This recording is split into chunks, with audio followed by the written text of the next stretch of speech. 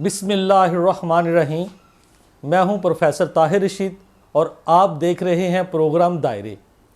देखो सुनो टीवी के ऊपर ये मेरा पहला प्रोग्राम है और आज का जो मेरा पहला प्रोग्राम है वो मैट्रिक के तलबा के हवाले से है। मैट्रिक का रिज़ल्ट आ चुका है और जो तलबा हैं वो दाखिला लेने के लिए मुख्तलिफ़ कॉलेजों का रुजू कर रहे हैं और दाखिला लेते वक्त जो मैट्रिक के तलबा हैं वो जो फाश गलतियां करते हैं उसके ऊपर मैं थोड़ी सी रहनुमाई की बातें बताऊंगा कि दाखिला लेते वक्त तलबा को किन किन चीज़ों का ख्याल रखना चाहिए। सबसे पहले तो आपको मैट्रिक के अपने नंबर देखने हैं और इनफरादी मज़ामीन के नंबर देखने हैं। मैंने अपने 15 साला तालीमी तजर्बे की बुनियाद पर यह नोट किया है कि जब बच्चे दाखिला लेने आते हैं तो उनके सामने ना तो कोई अपना मुस्तकबिल होता है, ना उनके पास कोई मंसूबा होता है और ना ही उनको किसी ने गाइड किया होता है। उनके से पूछें कि मैट्रिक में आपके नंबर कितने हैं तो वो कहते हैं जी 450 नंबर हैं या 500 नंबर हैं और 400 और 600 के दरमियान अपने नंबर बताते हैं और कहते हैं कि जी हमने एफएससी मेडिकल के अंदर जो है ना वो एडमिशन लेना है।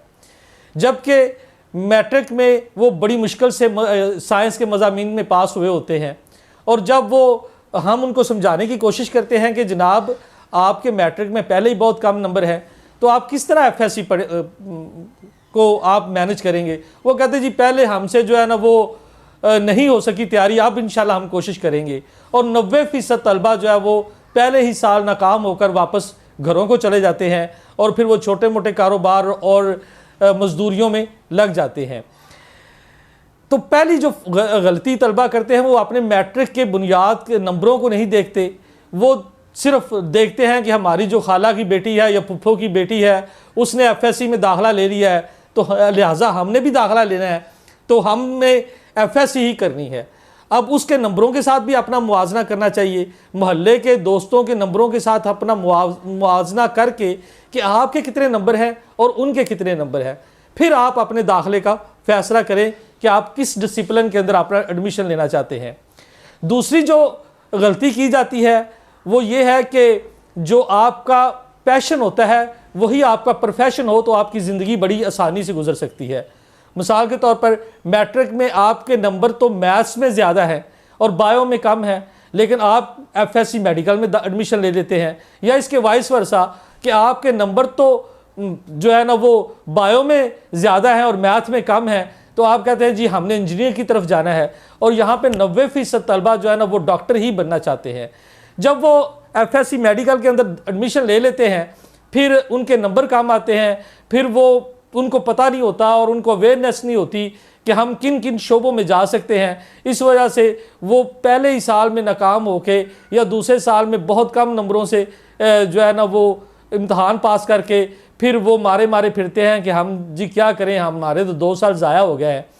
तो ऑलवेज जो आपने जब भी आपने अपने मज़ामीन का इंतखाब करना है आपने अपनी ज़ाती पसंद और नापसंद का ज़रूर ख्याल रखना है।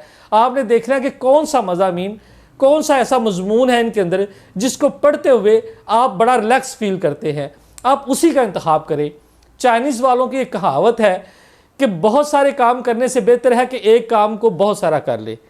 जब आप जिसको हल्का सा मजमून समझते हैं, मिसाल के तौर पर आप उर्दू को हल्का समझते हैं, आप पंजाबी और इस्लामियात को हल्का समझते हैं, आप सिविक्स और पॉलिटिकल साइंस को हल्का समझते हैं, लेकिन अगर आप इन मज़ामीन के अंदर भी काम या बहुत ज़्यादा मेहनत करें और अच्छे तरीके से आप अच्छे नंबर लेके सारे बीएस करें, उसके बाद एमएस करें और पीएचडी करें, तो इनके अंदर भी आपको एक जो है ना वो बहुत इज़्ज़त वाला रोज़गार जो है ना वो मिल सकता है।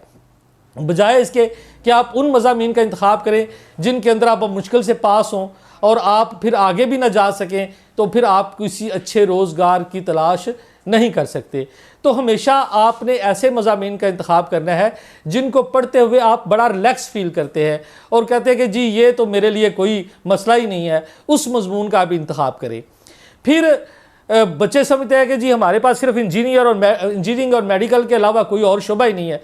जी आपके पास आईसीएस बहुत अच्छा शोबा है, आईकॉम बहुत अच्छा शोबा है। अगर इसके बाद भी अगर आर्ट्स में भी आप चले जाते हैं और आप अच्छे नंबर लेते हैं, मसलन आर्ट्स में भी आपके 900 से ऊपर नंबर आते हैं, इंटर के अंदर, और उसके बाद आप बीएस के अंदर कोई किसी अच्छे पॉलिटिकल साइंस का, बीएस इंग्लिश का, लॉ का कोई शोबा इंतखाब कर लेते हैं, तो आप सीएसएस और सिविल जज वगैरह के इम्तहानात दे सकते हैं, पीएमएस का इम्तहान दे सकते हैं, आप लेक्चरशिप के इम्तहान दे सकते हैं, लेकिन उसके अंदर भी एक आप इज़्ज़तदार रोज़ी कमा सकते हैं। तो ये ज़रूरी नहीं है कि सिर्फ साइंस मज़ामीन के अंदर ही आप जो है ना वो जाके अपना मुस्तकबिल बेहतर कर सकते हैं, आप आर्ट्स मज़ामीन के अंदर भी अपना मुस्तकबिल बेहतर बना सकते हैं। अब साइंस मज़ामीन के अंदर अब जब सारे लोग ही डॉक्टर बनना चाहेंगे और आप पढ़ेंगे, मेडिकल का शोबा पढ़ेंगे, तो यकीनन जब MCAT का इम्तहान होता है और बच्चे उसके अंदर अपीयर होते हैं, तो वो जो मेरिट है वो 91% प्लस चला गया है कि, और वो पॉइंट्स के अंदर उनका मेरिट आता है। और एक बच्चे के मैट्रिक में भी 1050 है, FSC में भी 1050 से ज़्यादा है, और MD कैट में थोड़े से नंबर कम आ गया है और वो 91% नंबर नहीं बना सका मेरिट के, तो वो बड़ा मायूस हो जाता है कि अब क्या करे। वो उसी मायूसी के अंदर फिर आगे अपना मुस्तकबिल उसको तारीक नज़र आता है।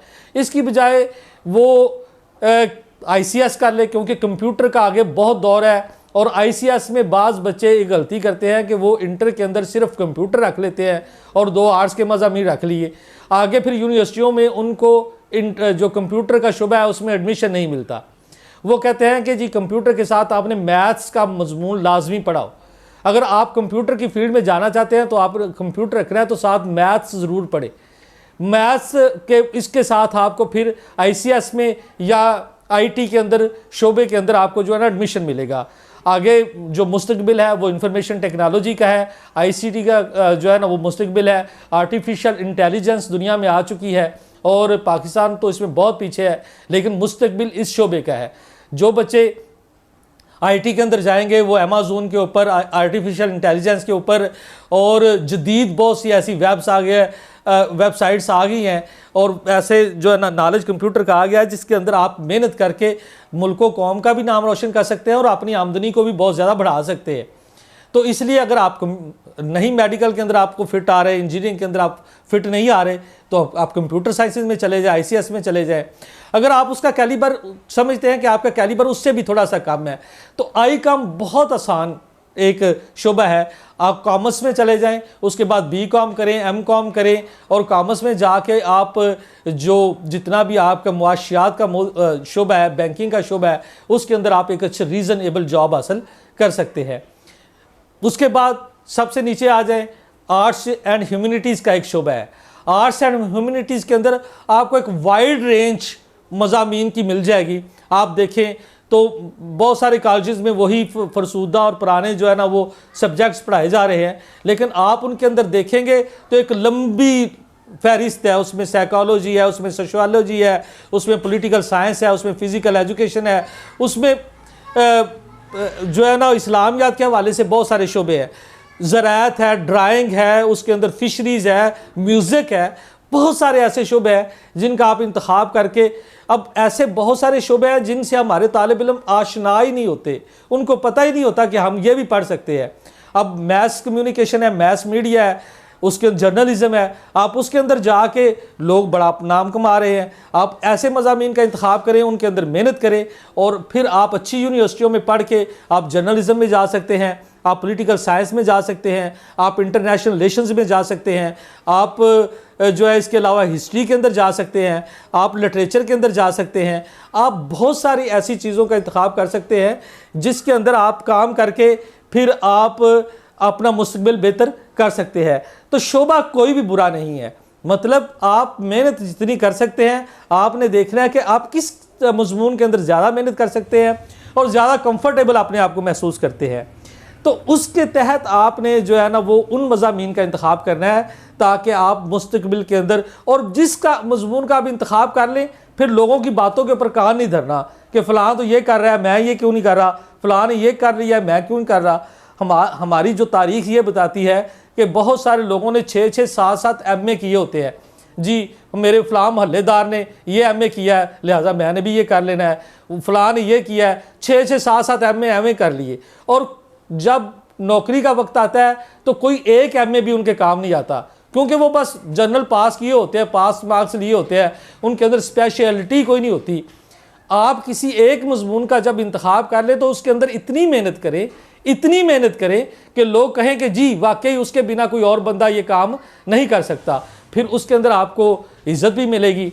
मैं कंगनपुर के हवाले से आपको बता सकता हूँ कि कंगनपुर में पंजाबी के अंदर मेहनत करके हमारे एक प्रोफेसर आबाद नबील शाह साहब हैं, वो इस्लामिया कॉलेज रेलवे रोड के प्रिंसिपल है, वो डॉक्टर है पंजाबी के अंदर। उनके भाई अली बाबर साहब है, वो लेक्चरर है पंजाबी के अंदर। तो हमारे बच्चे कितने पंजाबी पढ़ते हैं। हमारा पंजाबी के हवाले से हमारा इलाका बहुत ज़रखेज़ है कंगनपुर का, तो क्यों नहीं बच्चे पंजाबी पढ़ते भाई। आप उर्दू के अंदर बहुत अच्छा स्कोप बना सकते हैं, आप पॉलिटिकल साइंस के अंदर बहुत अच्छा स्कोप बना सकते हैं। तो ये वो चीज़ें हैं जिनको आप दाखला लेते वक्त गौर और से सोचें, ध्यान से सोचें, अकेले बैठ के सोचें कि आपके अंदर किस चीज़ का पोटेंशियल है, आप किस चीज़ को मद्देनज़र रख के, किस चीज़ के अंदर आप आसानी फील करते हैं, किस चीज़ का इंतखाब करके आप अपने मुस्तकबिल को बेहतर बना सकते हैं। आप एक अच्छे लायर बन के, लायर पढ़े लिखे वकीलों की तादाद बहुत कम है, और पंजाब के अंदर कितने 100 सिविल जज की सामियाँ खाली हैं। उन हर साल इम्तहान होता है, 15-20 लोग पास होते हैं, वो लोग जिन्होंने पढ़ा होता है। अगर आप पढ़ के अगर अच्छा वकील बने तो आप आसानी से सिविल जज लग सकते हैं। तो सिविल जज की नौकरी आपको पता है कि वो कोई आम नौकरी नहीं है। ये हैं वो चीज़ें जो आप जब मज़ामीन का आपने इंतखाब करना है तो इन चीज़ों का आपने ख्याल रखना है। उसके अलावा जो है ना, कॉलेजेस के हवाले से कि आपने जब कॉलेजेस का इंतखाब करना है तो बहुत सारे कॉलेजेस की ये रिस्ट्रिक्शंस होती है कि जी हमारे पास तो ये शोबा है, हम ये पढ़ा रहे हैं। उन्होंने ये देखना होता है कि हमारे पास कौन से स्टाफ अवेलेबल है, तो लिहाजा आप वही मजमून रखें। तो आपने जाना है भाई मैंने ये पढ़ना है, क्या आप मुझे पढ़ा सकते हैं? जो कॉलेज आपको आपकी पसंद के मज़ामीन ऑफ़र करे वहाँ पे आप एडमिशन लें। और एडमिशन लेते वक्त जो है आपने कॉलेजेस का जो इंतखाब करना है उसकी फ़ैकल्टी के बारे में जानना है कि उसकी फ़ैकल्टी कितनी पढ़ी लिखी है, क्या वो हमारे आप जितने तो नहीं पढ़े लिखे लोग उन्होंने रखे हुए, वहाँ के रिज़ल्ट्स कैसे हैं पहले के, वहाँ पे जो है ना वो कंटिन्यूटी है, तसलसल है, कहाँ पे आपको पढ़े लिखे साजा जो है ना वो मिलते हैं, जिस कॉलेज में आपने उस कॉलेज में एडमिशन लेना है। और फिर ये भी देखना है कि अगर किसी कम फीस वाले कॉलेज में आपके वही सब्जेक्ट पढ़ाए जा रहे हैं तो खुदारा अपने वालिदैन की जो जेबों का ख्याल रखे, उनके ऊपर इस महंगाई के दौर के अंदर जो है ना वो ज़्यादा प्रेशर ना डाले फीसिस का। आप किसी उस कॉलेज में दाखला लें जहाँ पे फ़ीस कम है लेकिन आपके मज़ामीन पढ़ाए जा रहे हैं। याद रखें कॉलेज लेवल के अंदर आपको सिर्फ और सिर्फ गाइडेंस की ज़रूरत होती है, बाकी मेहनत स्टूडेंट ने खुद करनी होती है। आप किसी भी कॉलेज में चले जाएं, आप जो भी मजमून पढ़ रहे हैं, आपको उसके अंदर जो डिफ़िकल्टी आती है आप अपने उस्ताद के पास जाएं कि सर मुझे ये नहीं समझ आ रही, मुझे ये सिखा दे, वो आपको यकीनन सिखाएगा। पढ़ने वाले बच्चों को साहब यकीनन सिखाते हैं और उनका ख्याल भी रखते हैं। तो जब आप ये करेंगे, आप किसी लो फीस वाले कॉलेज में एडमिशन लें जहाँ पे साजा अच्छे हों, तो अपने वालिदैन का भी ख्याल रखें, उनके आमदन का भी ख्याल रखें और कम फीस में ज़्यादा रिजल्ट्स लेकर दिखाएं। तो ये वो चीज़ें हैं जो मैट्रिक के तलबा को दाखला लेते वक्त जो है वो इन चीज़ों का ख्याल रखेंगे तो वो अच्छे मुस्तकबिल की तरफ चले जाएंगे। ना कि देखा देखी लोगों के कि फ़लाँ ये कर रहा है तो मैंने भी ये करना है, फ़लाँ ये कर रहा है तो मैंने भी ये करना है, ऐसा हरगिज़ ना करेंगे। तो इस तरह के जो तालीमी प्रोग्राम होंगे, तालीम के हवाले से जो आपकी मुश्किलात होंगी और आपको जो दरपेश मसाइल होंगे, हमारे इस प्रोग्राम में आपको उनकी गाइडेंस मुकम्मल मिलेगी। और देखो सुनो टीवी पर तसलसल के साथ हम आपसे राब्ते में रहेंगे। आप देखो सुनो टीवी की वेबसाइट पे जाएं, वहाँ पे आपके जितने मसाइल हैं उसको आप उनको शेयर करें। वेबसाइट के ऊपर आप मैसेज कर सकते हैं। जो इनको देखो सुनो टीवी का जो ऑफिशियल नंबर है, ऑफिशियल वेबसाइट है, और जो मेरा प्रोग्राम ऑन एयर होगा उसके नीचे आप मैसेज कर सकते हैं कि ये हमें मसाइल हैं। तो आपकी आरा को मद्देनज़र रखते हुए मुसलसल आपके उन आरा को प्रोग्राम किए जाएंगे और आपको रहनुमाई दी जाएगी। और इन्हीं बातों के साथ मुझे प्रोफेसर ताहिर रशीद को इजाज़त दें और आप देखते रहें देखो सुनो टीवी।